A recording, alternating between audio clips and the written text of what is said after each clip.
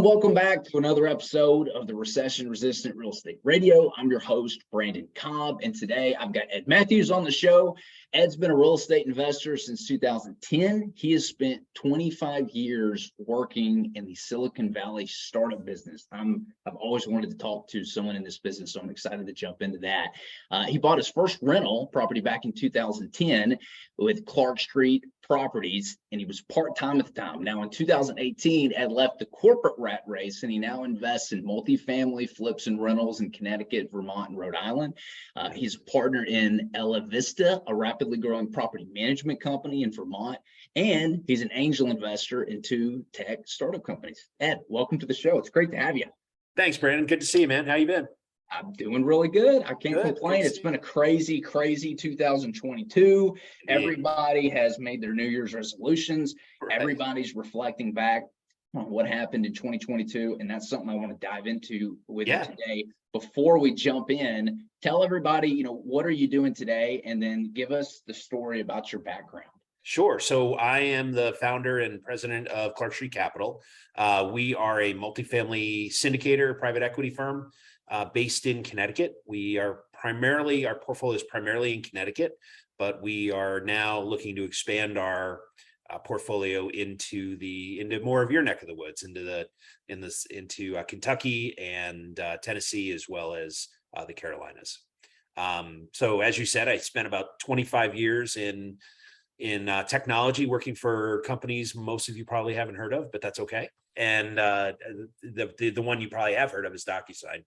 But I spent starting at where I was at Coupa, I was employee number 32, something like that, to great big organizations like DocuSign, which was I joined them a couple of years before they went public, and so they were in the 2,500, 3,000 employee range. I spent basically most of my time in Fortune 500, helping companies use technology as a force multiplier and create their systems around things like contract management, procurement, document management, as well as general workflows. So I'm very much a systems guy. My kids think I'm a nerd. I'm actually a full-blown geek. And so it's been amazing. And so I've now transitioned out of that corporate world and into the world of real estate. When our portfolio got to the point where it could replace my salary, I jumped. And now it's a blessing because I get to spend. I have 2 teenage daughters. Actually, one is no longer a teenager; she's 20. But I got to enjoy their high school years without having to travel 150 nights a year. So that's a tremendous blessing. That's huge. You were able to do that while your kids were in that state. A lot of people don't reach that kind of financial independence until they're way out and they look back and go, God, I wish I'd been more a part of those kiddos growing up. So congrats to you for being able to pull that off. Thank you. Early on in your success. Yeah. So you came from the tech startup world of Silicon Valley. I want to dive into this. Sure. How did you get into this? And then for those who aren't familiar with the startup world, give us a high level overview on some of the things from, when I dive into a new subject, I like to look at it in a funnel. Like you've got lead generation at the top, then you've got the sales, and then you've got the actual acquisition piece, and then you've got the management, and then you have the exit. Maybe we can dive through those because I want to cross pollinate a lot of stuff and experiences and skills that you've got in the tech startup world into real estate and what you're doing today. So maybe start, at the high level, the funnel, lead generation. What did the tech startup world look like from that perspective? So I was actually very lucky to meet a gentleman by the name of Gabe D'Annunzio very early in my career. So Gabe is and was, he's probably well into his 70s now, so I imagine he's retired. So basically Gabe taught me concentric circle marketing, and it was very similar. So if you've ever read any of Jeffrey Moore's books, Inside the Tornado, Crossing the Chasm, things like that, classic technology startup books, right? Mm-hmm. Gabe basically taught me concentric circle marketing, which is, you focus very, very clearly on, you understand exactly who your customer is. So today's vernacular, that would be your avatar, right? Who is your customer? What does he or she look like? What do they do for a living? Where do they live? What do they spend money on? How do they spend their time? All of that. And you create a market around them. And, Gabe's premise, and I wholeheartedly buy into it, both technology wise, as well as in my real estate world.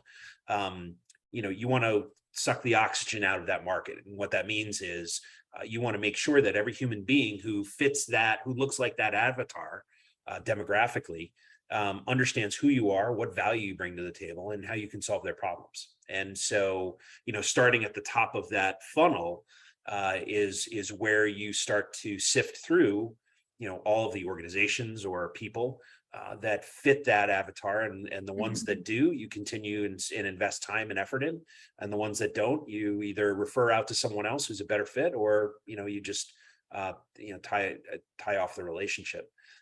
So then it becomes down to, from a sales perspective, I'm trying to remember your funnel. No, that's fine. Well, and we can hang on the lead generation. So you start with a very specific avatar, right? You niche down. How do you select that avatar? Is it the partners in the private equity firm that they're saying, hey, I have a background helping gyms get up and running. That's where I came from. I made a lot of money from it. That's what I know, like, and understand. That's what I'm going to invest in. Is that how it's decided? Or are there like macro market indicators that sway what type of asset class this private equity firm is going to go after? Yeah, that's a great question. So I always preferred to start with a problem, right? Whether it's, I don't know, in my previous world, I don't know where my contracts are and who signed them.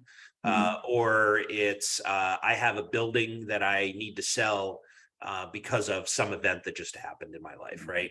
And so, basically you're starting with that problem, and then you are focused on, okay, how can we, with using our skill sets, our capabilities, our intellectual property, how can we solve that problem? And what would be the process to solve that problem? So then we can turn around and educate that entity or person or people on, how we can, not only how can we solve the problem, but what's the payoff on the back end? What's the value that we can provide as an organization to those entities, human beings, whatever. So that they start to understand that you've got a brand, you've got a value proposition, you've got a service that delivers on that value proposition, and you've got a solution that solves their problem, right? And so I talk about, with other real estate investors that I work with and mentor, I talk about the law of 7 touches, right? So you need to, and it's probably even more now because the human beings, span of attention has gone from 20 minutes to about 7 seconds because of these, phones that everybody has in their pockets, right? And so, our focus is on, from a branding perspective, is to, as I said before, suck the oxygen out of that market so that all of those humans or entities understand who we are, what we bring to the table value-wise, how we deliver it, our capability, and then, the solution, what's the payday, how to, what's in it for you as the potential customer, right? And so that's our focus is, how can we bring that information to bear, knowing that we probably have to touch them through social media and direct marketing and mail and, media and speaking engagements and whatever else we have to do to get our brand out there so that they can start to connect the brand with the what's in it for me and connect those dots. So you've got your specific avatar needs, wants, pain points. You've gone to the fishing holes where they are, whether it's social media or speaking engagements, conferences, events. Now you've built the top of your funnel. You've got some incoming leads. What does the sales process look like? So I'm assuming you're working with people who, they own a business, a specific business that's looking for a private equity injection. Maybe it's just getting on its feet. What does that sales process look like? So it's not too dissimilar than you'd imagine, right? I mean, it's typically a 4-step process where, first step is to understand their problems and what they're trying to solve, right? Because, human beings, when you're selling something, you're asking the entity or the person to change in some way, Mhm. shape, or form, right? And so the only two reasons why human beings, because of the way our wiring is created in our caveman brains, we only change for one of two reasons. It's pleasure or pain. And really that's it, right? Mhm. That this problem is causing me so much pain, I have to do something about it. And you, Mr. Salesperson or Miss Salesperson, I'm hoping that you have a solution that makes my problem go away, so my pain goes away, right? The other side of that coin is the pleasure point, where you are solving a problem, or you're helping me take advantage of an opportunity that I can't quite reach yet, and you are basically giving them the capability to go get that opportunity so that they grow their business, solve a problem, and thus it becomes pleasurable, right? And so that pleasure becomes so intense, they have to act. So it's one of the two. And as a salesperson, your job is to understand, am I solving a pain or am I trying to create pleasure? And then you basically drive your shoe heel into that point in that person's, that pain point or pleasure point, until they scream uncle, and they have to have what you are offering, right? Yeah. And so just so we're able to follow this along, was there a specific niche type of businesses that you were working with over your course of 25 years, or was it, pretty sporadic? No, actually, it was pretty well focused. So I've spent most of my time in the procurement and contract management space. Okay. So like, I would work with huge multinational banks to help them figure out, okay, when an invoice comes in, how do you figure out how to pay it? I'll tell you one story, and I won't name the bank because it would be bad, but I had one bank that pretty much everybody in this audience would recognize the logo. And I was meeting with the CFO and the CIO, Chief Financial Officer, and the Chief Information Officer, and the Chief Procurement Officer. And I asked a simple question, what do you do when an invoice comes in? And they would walk me through the process. And they had a lot of these. This used to be the case. I don't think this is the case anymore. They used to have thresholds where if an invoice came in, they would just pay it without doing any due diligence on whether or not it was accurate. And I asked the CFO, rough order of magnitude, how many invoices do you get? And he told me, and how many of those invoices are underneath that threshold, under, I think it was $1,000 at that point. And he told me that number, and the number was in the thousands, right? And I said, okay, so if I send you an invoice for $990, you just pay it. You don't even see if I'm on the vendor list or anything. Nope, we just pay it. And I said, okay, so in the 4 minutes that I've been talking with you, if I can figure out, some software geek from, wherever I was from, that if I send you an invoice under $1,000, you're going to pay it. Don't you think a 15-year-old from, Moscow is going to figure that out as well? And he's robbing you blind. And their eyes went wide. And I said, I guarantee it's happening. We just have to find out how many times. And, we found, so this is driving your shoe heel into a pain point, right? We found better part of $10 million a month or $10 million a year, excuse me, in, potentially fraudulent invoices that were running through their system. Oh my God. And the solution I was selling them was, a couple $1 million. So just that alone solved their problem. And needless to say, we got the deal. So, it's really that simple, right? So 4-step process, right? Let's understand the problem. Let's understand the current situation. Let's understand what the future state would be, right? So how big's the problem? How do you solve it today? Oh, you don't solve it today. Okay. We're going to deploy this capability, services and technology in that case, to solve the problem for you. And then what's the payday? 4th step, right? And so once they understand the 4th step, here is, we all agree on it, right? I mean, the fact is that the numbers we're using are your numbers. They're not ours. We're not making them up. We've actually spent time with your team to figure out exactly what that, how profound that problem is. And it was a big problem. And so, when we come back with a solution that's 20-25% of their potential fraudulent loss, it becomes a pretty easy decision to make, right? And so then we just move forward, obviously, and then it's contracts and all that. But, that's basically the step is, understand the problem, understand current state, help them understand what future state would look like, and help them understand what the solution looks like. Let them feel that pain and that pleasure, and then put them in a give them the information they need to make a business decision. Yeah, so I want to make sure that I've got this right. So your services, you were working with tech startup companies or companies that it sounds like, if they're $10 million a year, that's a pretty large company if you're able to find that kind of fall. You were working in the contract and procurement service space for targeting these companies. Is that That's right? right. Yep. And when you were doing this, did you notice that there was kind of like a blanket problem? Like you'd show up and be like, okay, I know if this conversation's going to work, they're going to have like A, B, and C problem. Did you Yes. notice anything? What was that? So most companies sign contracts. Most companies receive invoices, right? However, a huge percentage of companies, especially smaller companies, but even larger ones, don't necessarily have the capabilities to automate that connection between an invoice and a contract, right? So in other words, Brandon, you and I are in business and I send you an invoice for $1, and we have a contract that every time we talk on a podcast, I owe you $1.50, right? So I send, you send me an invoice for $1.50. I send you back a check for $1. Did I pay the bill? No. Is it consistent with the contract? No. The only way you're going to know that is if you go open a filing cabinet and read the contract. Audit it. Yeah. And how many of those do you audit? I mean, if you look at audit rates, IRS, for instance, audits like 1% of the returns that walk in their door. So, a company does probably in the same ballpark.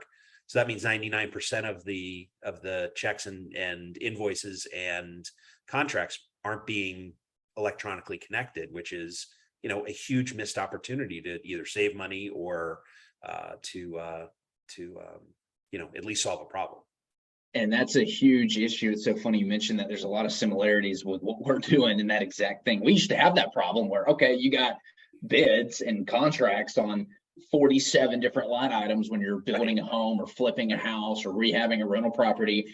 And it's like, cool, got pricing, but then you notice you're over budget at the end of the project going, what the hell happened? And it's like, oh, I paid this guy $12,000 for cabinets and the contract was only for 8. How did that happen? Because you got to be able to like audit this. And one of the systems we put in place was a PO system, where I call a PO system like a future bucket system. So you've got everything set up in a software system. We just happen to use Buildertrend. And as payments get made and the bookkeeper codes it to that cost code, the sourcing manager or the construction coordinator who's paying the bills can actually see in real time how much of that bucket has been filled. So once that bucket's filled, he knows like, look, there's no change orders. We've paid this guy. So next invoice that sub sends, he goes, I see right here on my bucket that I've already filled this up. I'm not going to pay you. And it prevents that from happening. So we do the exact same thing here. Yep. Exactly right. So what are some more things when you started your real estate career? You obviously had this deep background in tech. What were some of the ideas that cross-pollinated over the real estate? What were some of those skills that you took over that you felt really led to your success in real estate? Yeah. So it's fascinating. You pick up these skills and experiences over your lifetime. And, just the experience, just the example you just provided is exactly, spot on, right? Create a system to make sure you understand the invoices walking in relative to the budget that you agreed to in your contract with your vendor. And, the building those systems was something that was, something I did as part of my previous set of jobs. And, when we started Clark Street, I started with the vision of, let's assume that we're going to run this as a big company, because someday we're going to be a big company. And I don't want to have to go re-engineer and retrofit all the way back. So, we put a lot of those capabilities, and, in all candor, in some cases, they were, 10,000 pound solutions for a 5,000 pound problem. But we have grown into those systems as well. And, so now, we look at how we spend money, how we manage budgets, the contracts we manage, the process in which we entertain or, evaluate a potential contractor, the process in which we, evaluate a future resident, for instance, is basically HR process, right? How do you, market out to your your customers, right? Software world, the customer is probably a bank or an insurance company or a manufacturer of some sort, right? Here, my customers are really pretty well defined, right? They are, although I'm not necessarily selling them anything, I'm selling them me and our brand. But it's, building owners, it's investors, and it's brokers.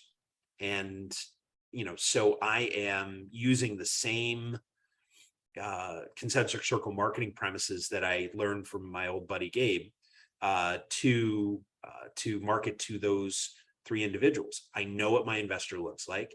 I know, how they act. I know where they live. I know where they hang out. Likewise with brokers. Fortunately with brokers, they hang out on LoopNet and CoStar. So I'm able to find them pretty quickly. And as far as building owners, we have a very specific buy box that we operate from. And there are two different ones. One in Connecticut is more construction intensive Class C type properties that, require rehab, like construction rehab. And, the properties that we're starting to target outside of Connecticut are more management intensive B class properties where, we can apply our property management expertise and systems and team to solve those problems. So, a little less intensive on the construction side outside, and mainly it's because we're learning, right? I mean, it's because we were flippers for so many years. Very few construction problems so really spook us. We've had some pretty ugly buildings that we've bought, and we brought them back to life. But recognize that the folks that work for us here in Connecticut, they don't live in Louisville, Kentucky, right? So while we're building and creating relationships with local contractors, in fact, I'm flying down there next week, and you and I are going to be at the same conference, Race Fest. But I'm flying in a couple of days early to be able to start to talk with and hire potential contractors, plumbers, electricians, HVAC, carpenters, you name it, right? GCs. To be able to make sure that they understand, our level of quality and what we expect of them, and hopefully see a couple of examples of what they do so that we can decide if they're a good fit. So let's talk about some systems and processes, because this is really key to get this down. I want to jump into exactly what those look like when you're, vetting some of these contractors, and then how you manage them once you've made a determination of who you're going to go for. Because if you've been in this space, you've been in the real estate space, everybody's hired a bad contractor, and everyone has some stuff that they've learned and taken that they want to apply. And then afterwards, let's visit the property management systems and processes, because I feel like in today's market, the vertical integration, being able to have a handle on your own systems and processes and manage things in-house, it just brings your risk level down so much more, not just from a control standpoint, but from a cost standpoint. So walk us through, what are some of your systems and processes for vetting contractors? And once you've vetted them, how are you managing them? How are you getting the leverage? Yeah. So I'm a huge proponent of rock stars, no rock stars. So the guys that I already know and trust, they are the first people I go to find out, okay, I ask two basic questions. One is, who do you know in the industry that you would recommend to me? That's an obvious one, right? But the other one that I've found that works really well for me is, who do you like to follow, right? So if you are a plumber and you are following a framer, right, or a carpenter, who are those guys that really know their stuff and make your job easier? Likewise with electricians, likewise with HVAC folks, and roofers, window installers, you name it, right? So those are kind of the two basic questions. And then, from a process perspective, it's a meeting. I never buy into the guy that shows me his phone and flips through pictures and aren't these pretty. I want to go. I want to see where you're at, right? So tell me about a project you're at right now where I can come visit and you can walk me through what you're doing. I'm going to spend 5 minutes with you. I don't need you to, babysit me for an hour. I just want to see how you work. And what I'm looking for is some basic things, right? Professionalism. Is the site clean? Is the site, I'm looking at the work itself. Is it to code? And I'm not an expert on code, but I know enough to know if you're doing it right. and probably beyond that. But so I'm looking for whether you're doing it right. I'm looking for the site, whether it's clean and organized. I want to see where's the project plan so everybody knows what they're doing. Is it on site? Are there plans on site? How are you managing your part of the project? Who manages you? And I keep it pretty casual because I don't want it to seem like an interview, but I'm basically interviewing them, right? Yeah. And I want them to be comfortable. I'm not looking to, turn the screws on them and make them stress them out. Like they're being grilled. I just want it to be a casual conversation. Hey, what about this over here? How do you handle that? Right. And I just want to get a feel for how they handle it. And then, usually I can spot somebody on the outside as I'm walking out and I'll ask them, hey, what's it like working with him? And sometimes they tell me, sometimes they don't, but a lot of times they tell me, that guy's great. I'd hire him for my own house, or, oh, this has been a nightmare. Right. And then I spend 10 minutes listening to why that guy really doesn't have his act together, and problem solved. Right. You said a couple of things that were huge. One was great contractors like to work with other great contractors. So once you've been able to dig in and identify those good guys and work with them, they can refer other guys to you. That's been our experience as well. You don't just look at pictures and take someone's word for it or a couple of references. You went on the site, you looked at it, and actually inspected the quality yourself. And then 3, you ask behavioral style interview questions, which is, how do you handle this? How do you do that? You ask specific questions that are going to tell you whether or not they've got the skills in order to perform. I absolutely love that. Follow those. That alone will help you make prevent you, I should say, from making a bad decision on who to hire. Let's pivot over to property management. So, Sure. This can make or break it to you. As you know, net operating income and cap rates, this is what influences the price of a multifamily asset. And a big part of that is, your vacancy rates, your turnover. Those are two of the biggest costs that influence the net operating income is, how many people are missing that could be in there. And then, how often is it getting turned over or getting destroyed? Walk us through your system and process around property management. So this is where I think we are really different than a lot of operators in this space.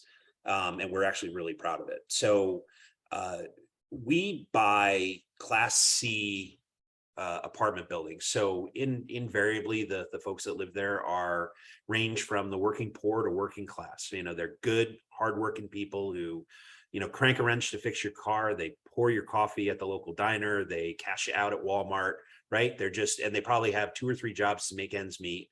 They're just busting their humps to get through life and, help raise a family and all that. And so having been a son of a single mom who I watched work, multiple jobs during the week to make sure that my brother and I were fed and clothed. I have massive respect for folks that, work that hard to make ends meet. And so the first step, and you had mentioned something about vacancy, right? So, that is probably one of the most expensive costs, phantom costs, really, that most people gloss over as a percentage of their revenue. But it's also a tremendous lever for your NOI growth. And so the fact is that when people are respected, they tend to respect you. Some don't, but most do. And the way that they respect me is by taking good care of the building that they live in, right? And so we pride ourselves on providing the same exact service a Class A building would get, from a customer service perspective, that, but at a Class C. In other words, when someone raises their hand and says, I have a question, or I need help, or something's broken, they get a phone call back, like usually within an hour, and typically almost 100% of the time, same day. And, we don't wait to fix stuff. If something's broken, now, obviously blood, flood, or fire emergencies, that gets everybody's attention immediately.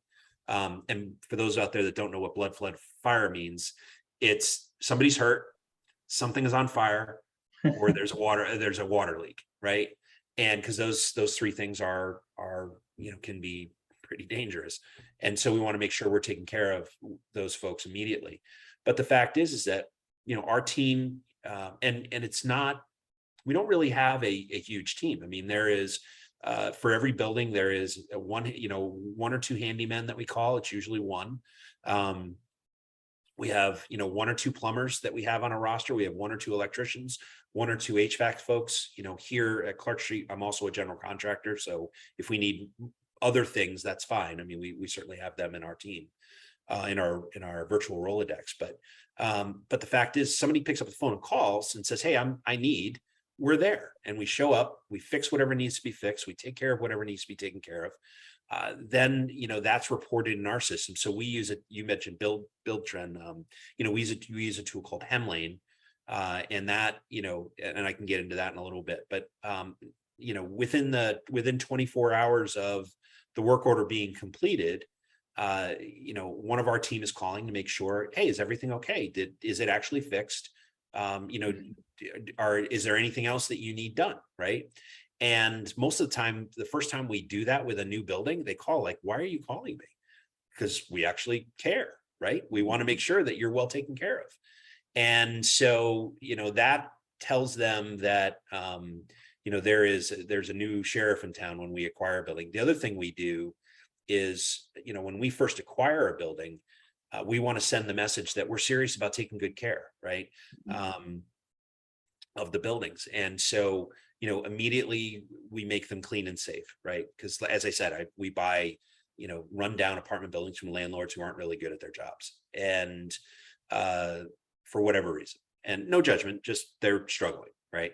And so, we immediately upgrade all the common areas. We paint, we fix, new lighting, new door, we add coded door locks to all of the buildings so that it's easier to get in and out of, so you don't have to fumble with your keys. We fix the mailboxes, we fix the front doors, we make it, and then over time we make them beautiful, right? As units come open, we upgrade the kitchens, white shaker cabinets and granite countertops. I don't care what neighborhood it is, that's what you're getting. You're getting granite countertops.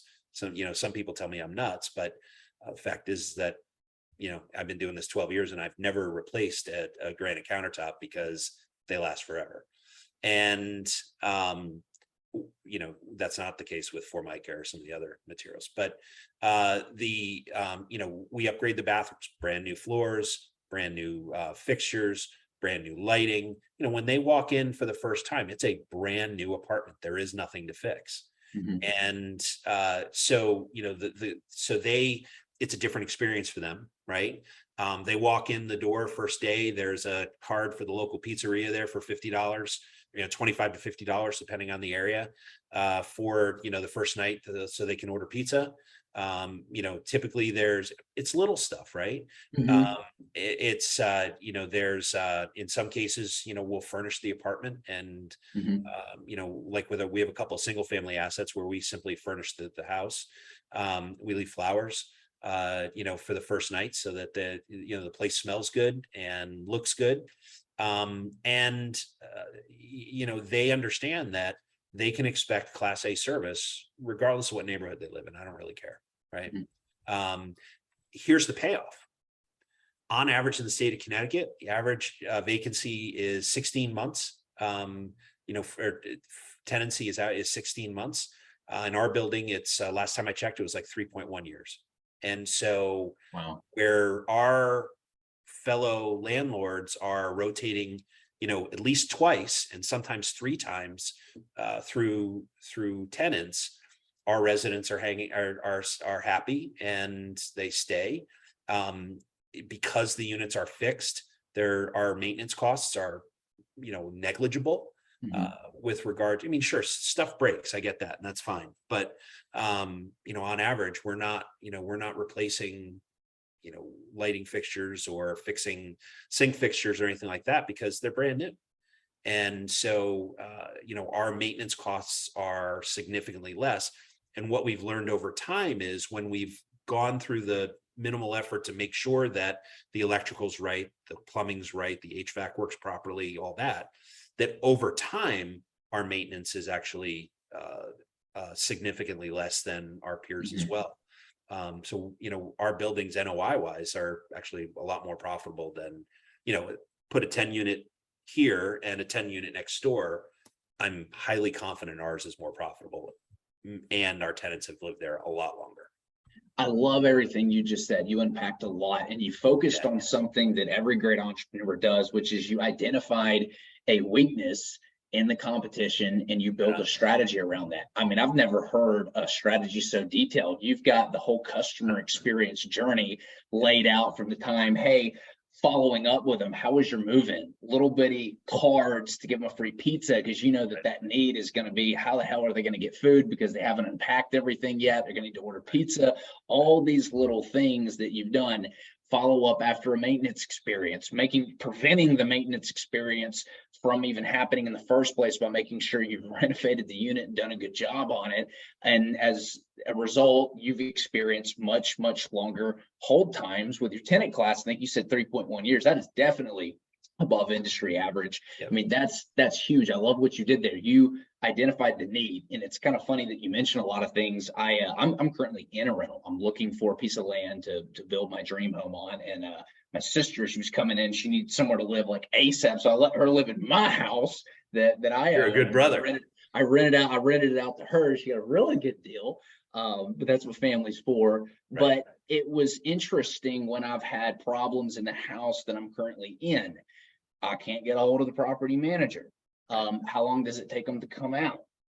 They do a good job of following up, I'll say that, but it's been really interesting being on the tenant side of things because, for us, we're really wanting to build a lot of these build to rent communities. It gives me some ideas on where is the competition failing, where's the opportunity. And I mean, this is just low hanging fruit. If you can build some simple follow-up systems, put some personal touches in place, like what you did with the, with the pizza card, to win.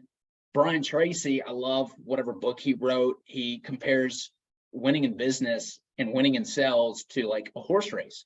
You don't have to be eons better than the second place horse. The first place horse usually beats the second place horse by fractions of a second, but it makes 15 times more money in the long run. If you look at the careers, it's the same concept here. I love this.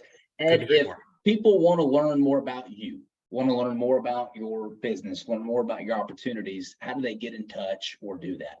Thanks. So the first thing you can do is listen to my podcast, which is the Real Estate Underground. Every Tuesday at noon, we release a new episode.